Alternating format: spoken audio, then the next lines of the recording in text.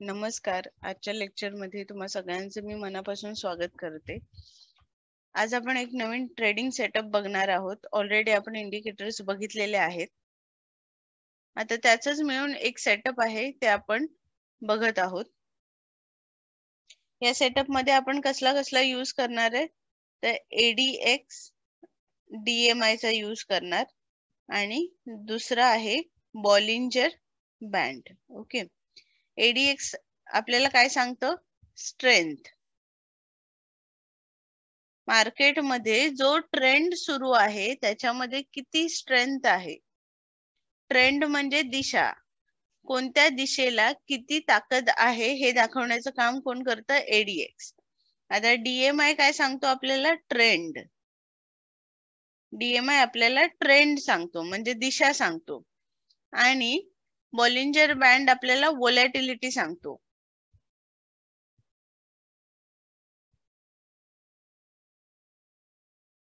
Bollinger band आपल्याला volatility सांगतो म्हणजे कोणत्या दिशेला किती मुवमेंट, किती अप अँड डाऊन होणार हे आपल्याला बॉलिंजर बँड सांगतो. सर्वात पहिल्यांदा आपण ADX बघूया. ADX मध्ये 0 to 100 ची लेवल आहे. ओके. तर ह्याच्यामध्ये ADX जेव्हा बिलो 20 असतो त्यावेळेस मार्केटमध्ये कोणताही ट्रेंड नसतो. मार्केट साइडवेज मध्ये असतं. पण ज्यावेळेस ADX 20 च्या वरती ट्रेड करतो त्यावेळी याच्यामध्ये मोमेंटम येतो. म्हणजे एकतर पॉझिटिव्ह ट्रेंड मध्ये जाईल मार्केट, नाहीतर निगेटिव्ह ट्रेंड मध्ये जाईल. ज्यावेळेस 20 च्या वरती मार्केट जातं त्यावेळेस मार्केट ट्रेंडिंग असतं. मार्केटमध्ये ट्रेंड सुरू असतो. आता कोणता ट्रेंड सुरू आहे हे कसं ओळखायचं? DMI वरून. ओके. DMI हा झाला आपला ADX. ADX मध्ये 20 च्या खाली no trade. Okay. No trend zone हा 20 च्या खाली आणि 20 च्या वरती ट्रेंडिंग. मार्केट ट्रेंडिंग असतं. ओके. DMI मध्ये जर समजा रेड लाईन खाली असेल आणि ग्रीन लाईन वरती असेल तर हा झाला पॉझिटिव्ह क्रॉसओव्हर. जर ग्रीन लाईन खाली असेल आणि रेड लाईन जर वरती असेल तर हा झाला निगेटिव्ह क्रॉसओव्हर. जर असा क्रॉसओव्हर होऊन हा ADX 20 च्या वरती जात असेल तर याचा अर्थ मार्केटमध्ये निगेटिव्ह ट्रेंड आहे किंवा डाऊन ट्रेंड आहे. जर समजा असा क्रॉसओव्हर होऊन मार्केटचा ADX जर 20 च्या वरती जात आहे तर याचा अर्थ आहे मार्केट अपसाइडला जात आहे. ओके. आता काय होतं? ADX 100 च्या पुढे तर जाणार नाही. ओके. तर ह्याच्यामध्ये एक अशी लेवल आहे. ADX इथून निघणार 20 च्या वरती आणि 45-50 या लेवलच्या आल्यानंतर एका अनसस्टेनेबल लेवल वरती तो येतो आणि इथून हा स्टॉक खाली पडायच्या मार्गावर असतो. ओके. 45, 50, 35 च्या पुढे किंवा 40 च्या पुढे याच्यामध्ये कधीही डाऊन ट्रेंड किंवा अप ट्रेंड येऊ शकतो. जर मार्केट ऑलरेडी अप ट्रेंड मध्ये असेल तर तिकडून डाऊन ट्रेंड सुरू होऊ शकतो किंवा मार्केट स्लगिश मोड मध्ये जाऊ शकतं. जो पण ट्रेंड सुरू आहे त्याच्या विरुद्ध ट्रेंड येण्याची शक्यता असते या ADX लेवल वरती 40 ते 45. ओके. तर या ठिकाणी पण तुम्ही रिव्हर्स ट्रेड करू शकता. इथे मार्केट इथून वरती गेलेलं आहे पॉझिटिव्ह ट्रेंड मध्ये आणि इकडे मार्केट साधारण 45 च्या लेवल वरती थांबलेलं आहे. ADX आहे 45. मग या ठिकाणी जर समजा डबल टॉप वगैरे तयार झाला आणि लकीली मार्केटमध्ये पण डबल टॉप तयार झाला असेल तर याचा अर्थ हा स्ट्रॉंग सेल सिग्नल आहे तुमच्यासाठी. आय होप हे समजलं असेल. ऑलरेडी आपण हे सगळं घेतलेलं आहे. आता जस्ट आपण फिनिशिंग करतोय. आता आपण नेक्स्ट बघूया बॉलिंजर बँड. ही रिव्हिजन घेते मी. बॉलिंजर बँड मध्ये काय काय असते? एक मीन लाईन असते. ही कशाची असते? 20 SMA. SMA म्हणजे काय? Simple moving average. याच्यावरती एक बँड असतो आणि याच्या खाली एक बँड असतो. हा झाला अप्पर बँड आणि हा झाला लोअर बँड. ओके. आणि बॉलिंजर बँडची सेटिंग कशी आहे? 20 आणि 2. ओके. ही जी लाईन आहे ही 2 युनिट लांब आहे. याच्यापासून 2 युनिट लांब आहे. 20 SMA पासून 2 युनिट अप्पर बँड आहे आणि 2 युनिट लोअर बँड आहे. तर ह्याच्यामध्ये आपण काय करतो, हा असा बँड कंटिन्युअसली सुरू असेल, याच्यामध्ये एकतर हे कॉन्ट्रॅक्शन होतं बँड मध्ये. ज्यावेळेस मार्केट साइडवेज मध्ये जातो त्यावेळेस बँड कॉन्ट्रॅक्ट होतो, छोटा छोटा छोटा किंवा स्क्वीज होतो. आणि ज्यावेळेस मार्केटमध्ये मोमेंटम असतो त्यावेळेस हा जो बॉलिंजर बँड आहे तो एक्सपांड होतो.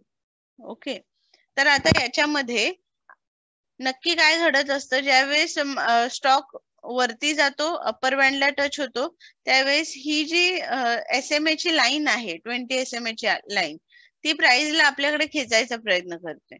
मग त्याच्यानंतर ती खाली गेल्यानंतर परत ही लाईन या प्राइसला इथून खेचायचा प्रयत्न करते. म्हणजे इन शॉर्ट बॉलिंजर बँड मध्ये जर समजा मार्केट साइडवेज मध्ये असेल तर मार्केटमध्ये टॉपला तुम्ही सेल करू शकता, खाली आल्यानंतर बाय करू शकता, परत टॉपला सेल, परत खाली आल्यानंतर इकडे बाय करू शकता.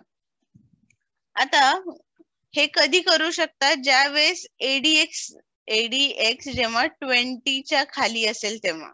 पण ज्यावेळेस मार्केट ट्रेंडिंग असतं त्यावेळेस बॉलिंजर बँड काय करतो, हा इकडून वरच्या दिशेला एक्सपांड व्हायला सुरुवात करेल. ओके, म्हणजे प्राइस इथून इथून इथून इथून हळू वरती जाणार.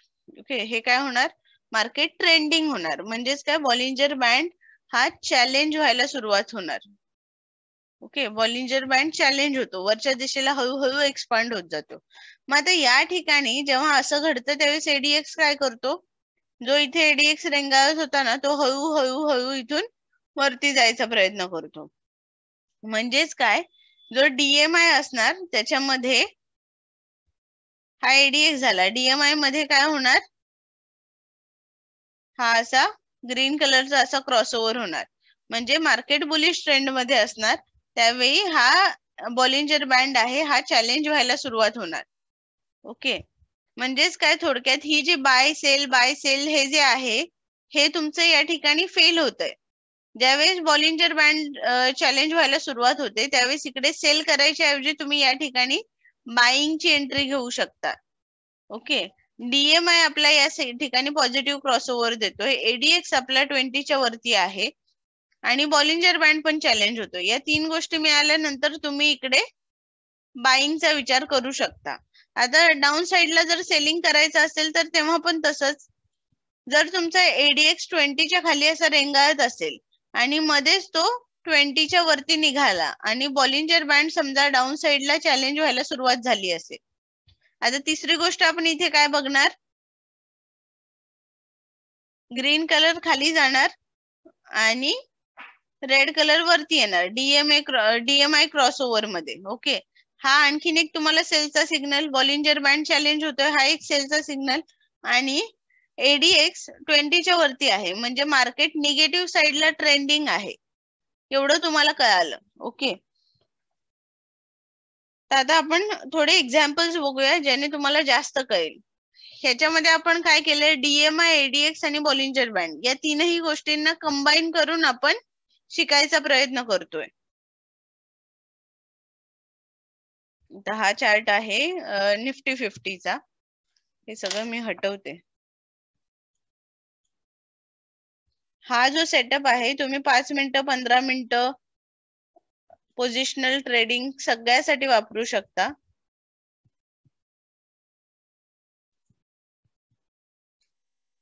बॉलिंजर बँड, त्याच्यानंतर एडीएक्स, ऍव्हरेज डायरेक्शनल इंडेक्स, त्याच्यानंतर डीएमआय, डायरेक्शनल मुवमेंट.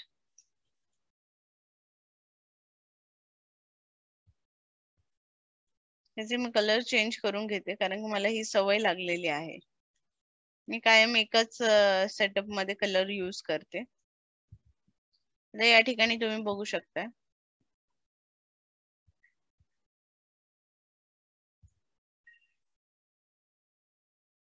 या ठिकाणी जेव्हा मार्केट 20च्या खाली होतं, ओके, इथे एक मी हॉरिझॉन्टल लाईन प्लेस करते.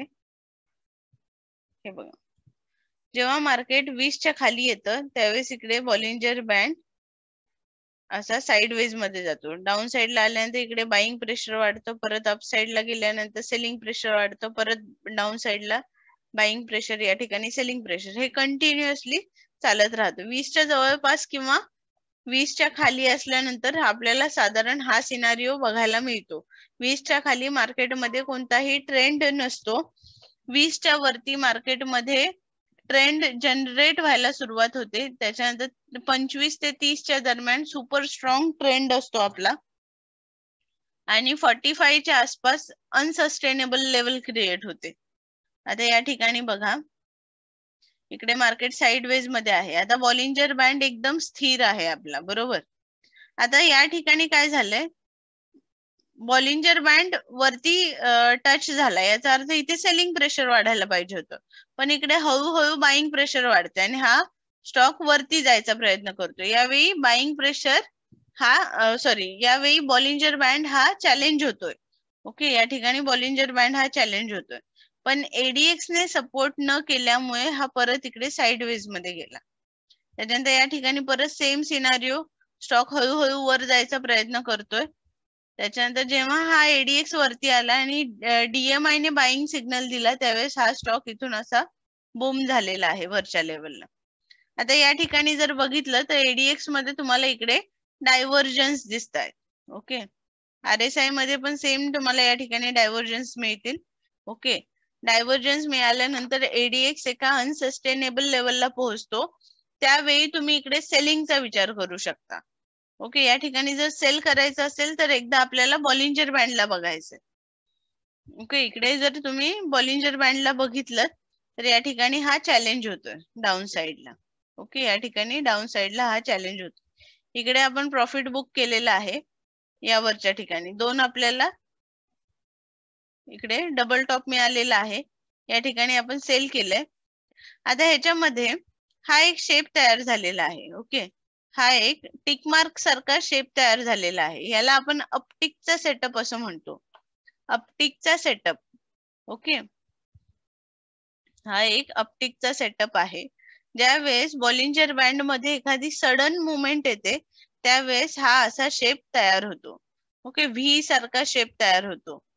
हा शेप जेव्हा तयार होतो आणि बॉलिंजर बँड जेव्हा चॅलेंज होतो त्यावेळेस आपल्याला मोठी मूव्ह मिळते. ओके, या ठिकाणी इंट्राडे मध्ये आपल्याला हमखास एक मोठी मूव्ह मिळालेली असणार. ओके, या ठिकाणी इथून म्हणजे तुम्ही बघू शकता 15 मिनिटाचा चार्ट आहे. या ठिकाणी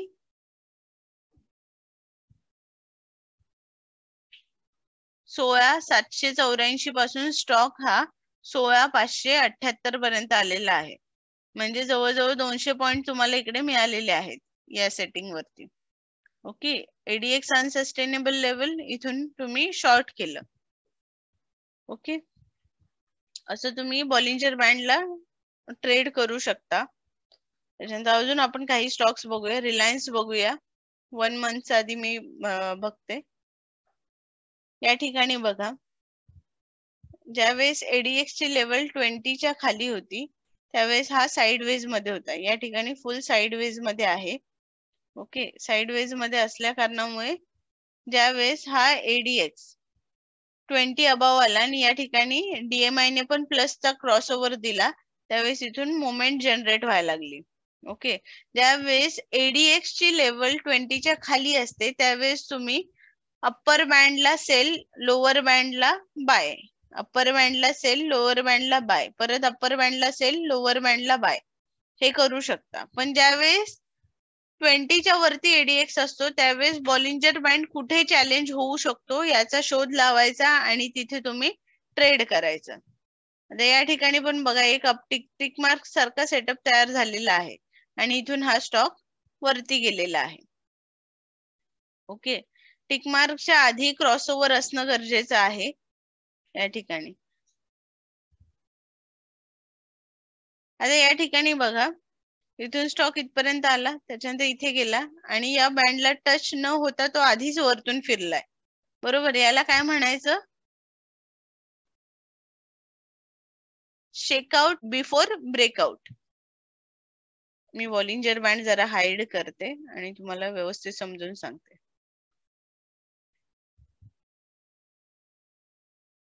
इथे मी एक हॉरिझॉन्टल लाईन प्लेस केली, त्याच्यानंतर या ठिकाणी एक लाईन प्लेस केली.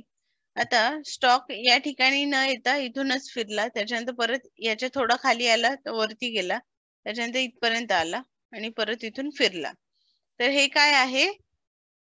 Shakeout before breakout. म्हणजे समटाइम्स बाईंग प्रेशर एवढं जास्त वाढतं की तो लेवल पर्यंत यायची पण वाट बघत नाही, त्याच्या आधीच तो तिथून फिरतो. ITC मध्ये एकदा असं झालं होतं. ITC एक ट्रायंग्युलर पॅटर्न तयार झाला होता.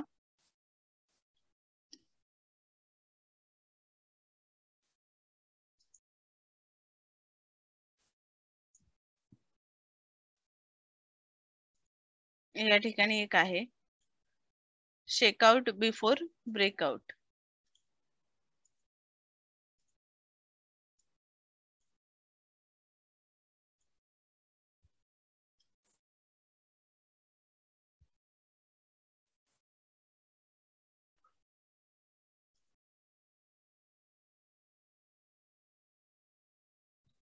या ठिकाणी स्टॉक इथून आला, वरती गेला, खाली आला, परत वरती आला, परत खाली, परत वरती.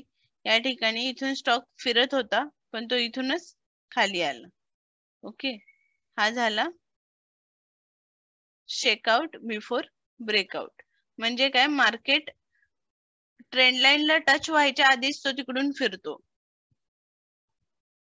हे असं का होतं? तर मार्केटमध्ये जे पण काही फॉल्स इन्व्हेस्टर आहेत त्यांना ट्रॅप करण्यासाठी जे ट्रू इन्व्हेस्टर आहेत आणि मार्केटमध्ये खरंच बरेच वर्ष राहिलेले आहेत त्यांना माहिती आहे की इथे शेकआउट आहे.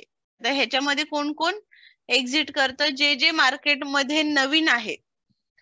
ओके, जे जे मार्केटमध्ये नवीन आहेत. जर समजा या ठिकाणी तुम्ही सेलिंगची एंट्री घेतली असेल, ओके, या ठिकाणी तुम्ही इथे ब्रेकआउट झाला, ब्रेकडाऊन झाला म्हणून सेलची एंट्री घेतली असेल आणि इथून परत मार्केट वरती चाललं असेल, तर तुम्ही काय करणार? जर मार्केटमध्ये नवीन असाल तर इथे पोझिशन तुमची कट करणार. ओके, इथे पोझिशन कट केल्यामुळे ज्या ज्या लोकांना सेल करायचंय त्यांना आणखीन जास्त वाव मिळतो. म्हणजे आपल्यासोबत मोठमोठे लोक ट्रेड करत असतात. FII, DII ज्यांचा करोडोंचा फंड असतो, अशी लोक ट्रेड करत असतात. ज्यावेळेस मार्केटमध्ये एकदम जास्त ऑर्डर प्लेस होतात त्यावेळेस त्यांना रिव्हर्स ट्रेडिंग करायची संधी मिळते. जर एका बायर समोर एक सेलर असेल तरच मार्केटमध्ये ट्रेडिंग होते. जर नुसते बायर्स असतील आणि सेलर्सच नसेल तर त्या ठिकाणी ट्रेडिंग होत नाही. तर आता या ठिकाणी जर समजा तुम्ही फ्रेशर असाल आणि या ठिकाणी एंट्री घेऊन इथे स्टॉप लॉस लावला असेल किंवा स्टॉप लॉस तुमचा लावलाच नसेल आणि या ठिकाणी आल्यानंतर जर समजा इथे परत एक मॉर्निंग स्टार तयार होतोय म्हणून जर तुम्ही इथे एक्झिट घेतली तर जे जे लोक याच्यामध्ये सेलिंगची पोझिशन घेऊन बसलेले होते, ही ट्रेंड लाईन ब्रेक झाली म्हणून जर सेलिंगची पोझिशन घेतली असेल तर परत मॉर्निंग स्टार तयार झाल्यानंतर तेवढ्याच लोकांनी एक्झिट पण घेतली असेल, जर तुम्हाला एक्सपिरियन्स नसेल तर. म्हणजे काय? जे जे फॉल्स इन्व्हेस्टर आहेत त्यांना ट्रॅप करून ह्याच्यामध्ये जे मोठे मोठे लोक असतात ते ह्याच्यामध्ये सेलिंगच्या ऑर्डर प्लेस करत असतात. जनरली काय होतं, जे मोठे मोठे लोक असतात ना ते टेंडर पास करतात. म्हणजे ITC चे आज 2 लाख शेअर्स आम्ही या रेंज मध्ये, म्हणजे 186 ते 191च्या रेंज मध्ये आम्ही परचेस करणार आहोत किंवा आम्ही सेल करणार आहोत, असे त्यांचा आधी एक टेंडर पास होतं आणि त्याच्यानंतर मग ती लोक तसं ट्रेडिंग करतात, जसं अप्रुव्हल मिळेल तसं. मग काय होतं, ते काय करतात, एक स्पेसिफिक रेंज बनवून ठेवतात. म्हणजे या रेंजच्या वरती मार्केट गेलं नाही पाहिजे. बरोबर या रेंज मध्येच आपल्याला बऱ्याचशा सेलिंगच्या ऑर्डर्स मिळालेल्या आहेत, त्यांना आपण ट्रॅप करू शकतो आणि आपल्या सेलिंगच्या ऑर्डर प्लेस करू शकतो. म्हणजे काय होतं, या ठिकाणी बायर्स वाढतात. बायर्स वाढले की ज्याला सेल करायचं आहे तो सेल करू शकतो मोठ्या लॉट मध्ये.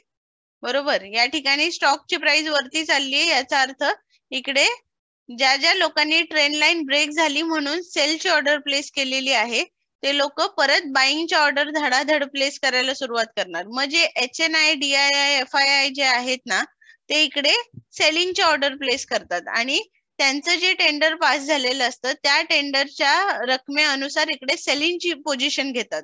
जर त्यांची सेलिंगचे 1 लाख 2 लाखाचं जे पण काही टेंडर पास झालेलं आहे ते फुलफिल झालं नसेल तर ते हळूहळू परत बाईंग प्रेशर जनरेट करतात. बाईंग प्रेशर जनरेट झाल्यामुळे इथे परत ते थोड्याशा 1-2 ग्रीन कॅन्डल बघून आणखीन बाईंग प्रेशर वाढणार मार्केटमध्ये आणि परत याच्यामध्ये इकडे लोक ट्रॅप झाले की परत सेलिंग प्रेशर वाढवून परत तो स्टॉक खाली घेतला जातो. जर आपल्याला यशस्वी व्हायचं असेल शेअर मार्केटमध्ये तर आपला माइंडसेट हा FII, DII, HNI यांच्यासारखाच असला पाहिजे, तरच आपण याच्यामध्ये सक्सेसफुल बनू शकतो. याच्यावरती आपलं एक स्पेशल लेक्चर असणार आहे. हे एक मी कन्सेप्ट सांगायची होती म्हणून आज मी बोलता बोलता विषय निघाला म्हणून हे एक्सप्लेन केलं. इन डिटेल आपण बघणार आहोत. ओके, शेकआउट बिफोर ब्रेकआउट म्हणजे जे पण काही फेक इन्व्हेस्टर्स आहेत किंवा जे नवीन इन्व्हेस्टर्स आहेत त्यांना शेक करून याच्यामधून काढून टाकलं जातं, त्यांना ट्रॅप केलं जातं आणि मोठ्या लोकांच्या ऑर्डर्स प्लेस केल्या जातात. ओके, तर आता कुठे होतो आपण? ADX आणि बॉलिंजर बँड वरती. बॉलिंजर बँड हा आपल्याला मुवमेंट सांगतो. या ठिकाणी आपण इथे बघू शकतो, इकडे बॉलिंजर बँड हा साइडवेज मध्ये आहे. साइडवेज मध्ये असल्यावर टॉपला सेल करतो आपण, बॉटमला बाय करतो. जिथे वरती अपर बँडला टच झाला की सेल, लोअर बँडला टच झाला की बाय.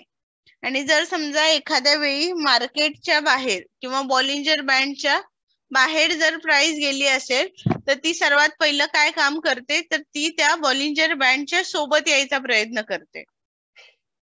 सडन मुवमेंट जर मार्केटमध्ये होत असेल, 800-900 पॉइंटचा गॅपअप जर होत असेल तर त्याच्यावरती ट्रेड करू नये जर तुम्ही एक्सपिरियन्स नसाल तर. ज्यावेळेस मार्केटमध्ये 1 आणि 1.5 वर्ष तुम्हाला जेव्हा होईल रेग्युलर, त्यावेळेस आपोआप कळेल तुम्हाला की ह्याच्यामध्ये नक्की कसं ट्रेड करायचं. गॅपअप झालं, बॉलिंजर बँडच्या बाहेर एकदम प्राइस फेकली गेली तर तिकडे सेलिंगची पोझिशन बनते. गॅप डाऊन झालं, एकदम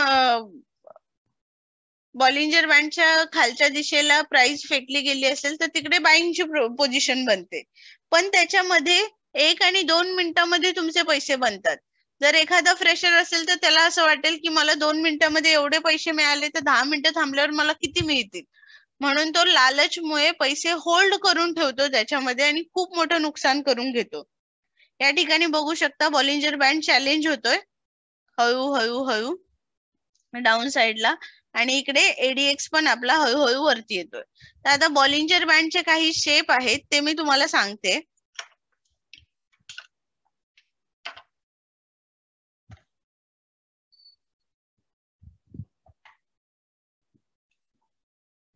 बॉलिंजर बँड मध्ये जेव्हा असा शेप तयार होतो, ओके, जर समजा हा अप्पर बँड आहे, ओके, हा अप्पर बँड आहे. अप्पर बँडचा जर असा शेप तयार होत असेल, एखाद्याने टपली मारावी असा जर सेटअप तयार होत असेल तर हा झाला टपली सेटअप. ओके, टपली सेटअप. जेव्हा प्राइस अशी वरती जाते आणि असा शेप तयार होतो त्यावेळेस हे एक इंडिकेशन आहे की इथून प्राइस फॉल होणार आहे. किंवा साइडवेज मध्ये जरी मार्केट असेल आणि असं काही तयार झालं तर हे एक इंडिकेशन आहे की इथून मार्केट खाली येणार आहे. आता डाऊन साइडला ज्यावेळेस असा शेप तयार होतो, जसं आपण प्रसादाला हात घेतो तसा जर शेप तयार होत असेल तर याचा अर्थ इथे येणारी प्राइस ही होल्ड होणार आहे आणि इथून प्राइस वरती जाणार आहे. ओके, हा सेटअप आपल्याला लक्षात ठेवायचा आहे. हा आहे असा एक शेप आहे, त्याच्यानंतर खाली प्रसादाचा हात असा एक शेप आहे. मग हा असा पण असू शकतो, हा असा पण असू शकतो. प्रसादाचा हात दिसतोय का किंवा एखाद्याने टपली मारावी असा हात तुम्हाला दिसतोय का हे बघायचं व्यवस्थित. आणि या ठिकाणी तुम्ही सेल करू शकता आणि या ठिकाणी तुम्ही बाय करू शकता. आता इथे बॉलिंजर बँड आहे आणि आजची तुमची ओपनिंग साधारण या ठिकाणी झाली. ओके, या ठिकाणी झाली. इथे आहे प्रसादाचा हात, ओपनिंग झाली या ठिकाणी. तर याचा अर्थ इथून काय होतं, बाईंग प्रेशर येऊ शकतं मार्केटमध्ये, इथून स्टॉक वरती जाऊ शकतो. आता ह्याच्यामध्ये काय करायचंय, एडीएक्स ची लेवल, जर एडीएक्स तुमचा इकडे निगेटिव्ह क्रॉसओव्हर आहे, रेड लाईन तुमची वरती आहे, ग्रीन लाईन खाली आहे, तर याचा अर्थ आणखीन हा स्टॉक खाली पडू शकतो. पण जर समजा या ठिकाणी ग्रीन लाईन वरती असेल आणि काही एखाद्या भयंकर न्यूज मुळे जर गॅप डाऊन ओपनिंग झाली असेल, तर या ठिकाणी बाईंग प्रेशर वाढण्याची शक्यता आहे, जर ती न्यूज ग्लोबल असेल तर.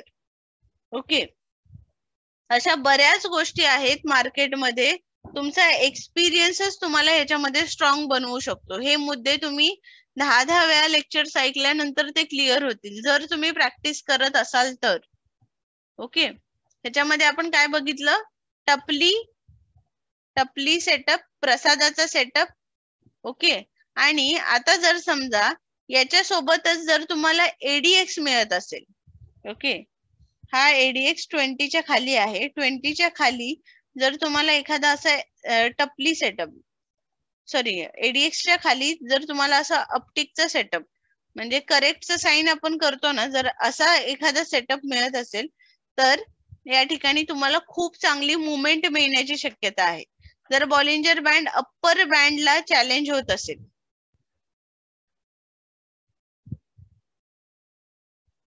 मी परत एकदा रिपीट करते, या ठिकाणी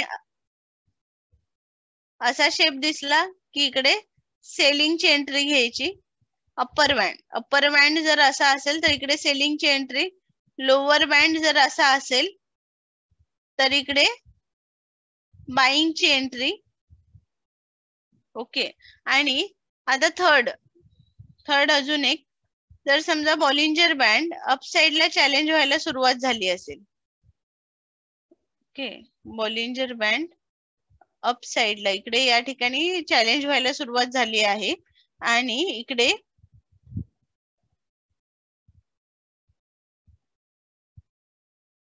डीएमआय मध्ये ग्रीन कलर वरती आहे, रेड कलर खाली आहे. ओके, आणि तुमची जी एडीएक्स आहे, एडीएक्स हा 20च्या खाली जर तुम्हाला असा सेटअप देत असेल तर याचा अर्थ ही एक स्ट्रॉंग मोमेंटम देण्याची शक्यता आहे. एडीएक्स तुमचा अबाउट 20 म्हणजे इकडे ट्रेंड जनरेट झालेला आहे, कोणासोबत, बाईंग साइडला, आणि या ठिकाणी बॉलिंजर बँड चॅलेंज व्हायला लागलेला आहे. हा जो सेटअप आहे, हा सेटअप तुम्हाला तुमच्या ट्रेडची 100% मूव्ह जी आहे त्याच्यापैकी 20% मूव्ह एका दिवसामध्ये देण्याची कॅपॅसिटी ठेवतो. हा जो ट्रेड आहे किंवा हा जो सेटअप आहे, हा सेटअप तुम्हाला 20% मूव्ह एका दिवसामध्ये देऊ शकतो. आता ह्याच्यामध्ये लोअर बँडचा जर आपण विचार केला तर हा समजा लोअर बँड चॅलेंज होतोय, इकडे मीन लाईन आहे किंवा एसएमए लाईन आहे, आणि या ठिकाणी जर प्राइस डाऊन साइडला फॉल होत असेल, ओके, या ठिकाणी जस्ट सुरुवात झालेली आहे बॉलिंजर बँड चॅलेंज व्हायला, आणि तुमचा रेड डीएमआय वरती आहे आणि ग्रीन डाऊन साइडला गेलेला आहे, तर हा तुम्हाला सेलचा सिग्नल जनरेट करतोय. आणि त्याचबरोबर एडीएक्स जर समजा तुमचा 20च्या खाली तुम्हाला अपटिकचा सेटअप देतोय, किंवा जास्तीत जास्त एडीएक्स ने 25च्या खाली किंवा 20च्या खाली जरी अपटिकचा सेटअप दिला तर तो पॉवरफुल सेटअप असतो. ओके, आता अजून एक गोष्ट, रिव्हर्स ट्रेडिंग जर करायचं असेल तर जर समजा एडीएक्स तुमचा इकडे अनसस्टेनेबल लेवलला असेल, म्हणजे 40-45च्या लेवलला जर एडीएक्स असेल आणि या ठिकाणी बॉलिंजर बँड चॅलेंज व्हायला सुरुवात झालेली असेल, तर या ठिकाणी परत तुम्ही एक रिव्हर्स ट्रेड घेऊ शकता, बरोबर. तसंच या ठिकाणी एडीएक्स वरती अनसस्टेनेबल लेवलला असेल 40-45 वगैरे, तर या ठिकाणी परत एक रिव्हर्स ट्रेड घेऊ शकता. तर अशा प्रकारे तुम्हाला याच्यामध्ये ट्रेड करायचं आहे. हे सगळं प्रॅक्टिसनेच जमणार आहे, जास्तीत जास्त प्रॅक्टिस करा. I hope Bollinger band, ADX, shakeout before breakout हे सगळे कन्सेप्ट क्लिअर झालेले असतील. भेटूया नेक्स्ट लेक्चर मध्ये डिसिजन मेकिंग शीट सोबत, जी आपल्याला हेल्प करणार आहे मार्केटमध्ये एखाद्या सेटअप वरती जर ट्रेड करायचं असेल किंवा एखाद्या चार्ट पॅटर्न वर जर ट्रेड करायचं असेल तर नक्की त्याच्यामध्ये कोणत्या गोष्टी बघायच्या, काय कोणतं इंडिकेटर कोणत्या वेळी वापरायचं. जर एखादा डबल टॉप तयार झाला, हेड अँड शोल्डर तयार झाला किंवा एखादा काउंटर अटॅक कॅन्डलचा शेप तयार झाला तर नक्की तिथे काय करायचं, हे सगळं बघण्यासाठी भेटूया नेक्स्ट लेक्चर मध्ये. तोपर्यंत टेक केअर.